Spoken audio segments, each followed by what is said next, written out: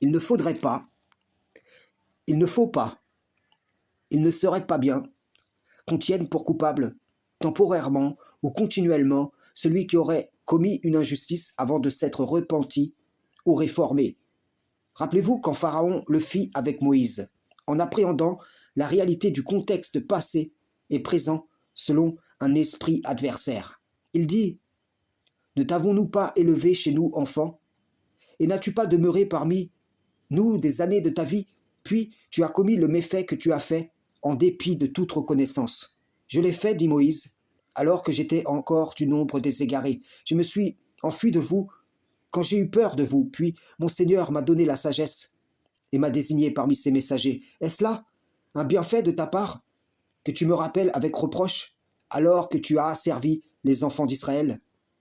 Voyez-vous, avec ruse, imputant à Moïse des intentions qu'il n'a pas eues, selon une lecture biaisée d'un jugement hâtif, amputé des raisons divines, enorgueilli de sa prétendue position juste, voyant le bien qu'il aurait fait, aveuglé sur le mal qu'il commettait, Pharaon va émettre un jugement sur Moïse, qui lui ne niera pas avoir tué involontairement, et se défendra en rappelant que cela se produisit dans son temps d'égarement.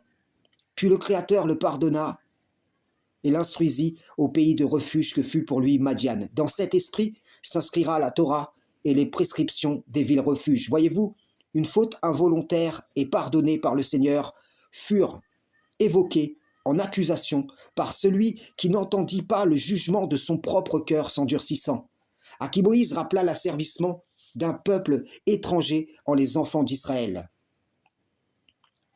Dans le même esprit, faites attention, car quiconque se convertit véritablement au Seigneur s'est racheté à son regard de la vaine façon de vivre selon laquelle il ou elle marchait antérieurement. Faites attention à ne pas faire vivre des épreuves aux croyants en cherchant à les renvoyer à leur ancien état, alors qu'ils ont dorénavant revêtu les vêtements de la piété.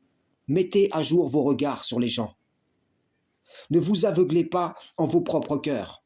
Acceptez que celui ou celle que tu as connu hier puisse disparaître pour renaître en un nouvel être aujourd'hui ou demain, Inch'Allah. Rappelez-vous que Pharaon a élevé en sa propre maison celui par qui Allah allait le faire tomber.